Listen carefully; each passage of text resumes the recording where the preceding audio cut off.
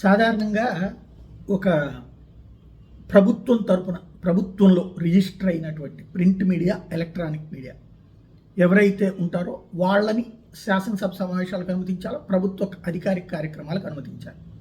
ఆంధ్రప్రదేశ్లో దౌర్భాగ్యం ఏమైందంటే, ఉమ్మడి ఆంధ్రప్రదేశ్లో ఈవెన్ విభజన గొడవలు జరుగుతున్నప్పుడు కూడా అన్ని పార్టీలకి అన్ని ఛానళ్ళు, అన్ని పత్రికలు అనుమతించబడ్డాయి ఆ రోజున.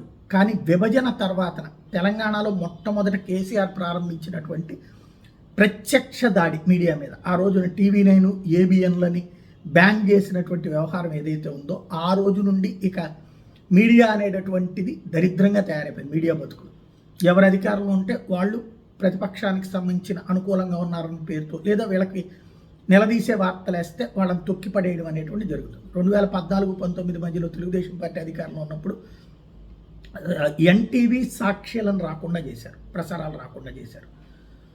ఈ రెండింటికి వాళ్ళు బ్యాన్ పెట్టారు. కేబుల్ ఆపరేటర్లతో చెప్పి అడ్డుకున్నారు వాటిని. తర్వాత ఎంత గొడవ చేసినా కూడా రానిలేదు. కేసీఆర్ అక్కడేమో ABN, TV9 రానిలేదు. ఆ తర్వాత వాళ్ళు KTRతో మాట్లాడుకుని కాంప్రమైజ్ చేయించుకుని ఆ తర్వాత తెలంగాణలో తెప్పించుకోగలిగారు, కానీ ఆంధ్రాలో రాలేదు. సీన్ కట్ చేస్తే 2019-24 మధ్యలోకి వచ్చేటప్పటికి జగన్ అధికారంలోకి వచ్చాక ABN, ETV, తర్వాత TV5 రానియకుండా అడ్డుపడ్డారు. అది 19-24 మధ్యలో జరిగింది. ఎంత రచ్చ నడిచినా అది అలాగే సాగింది. ఇప్పుడు మళ్ళీ తాజాగా చూస్తే అసెంబ్లీ సమావేశాలకి TV9, NTV, 10TV, సాక్షి టీవీ, సాక్షి పేపర్తో పాటు సాక్షి పేపర్ వీళ్ళని రానియట్లేదట.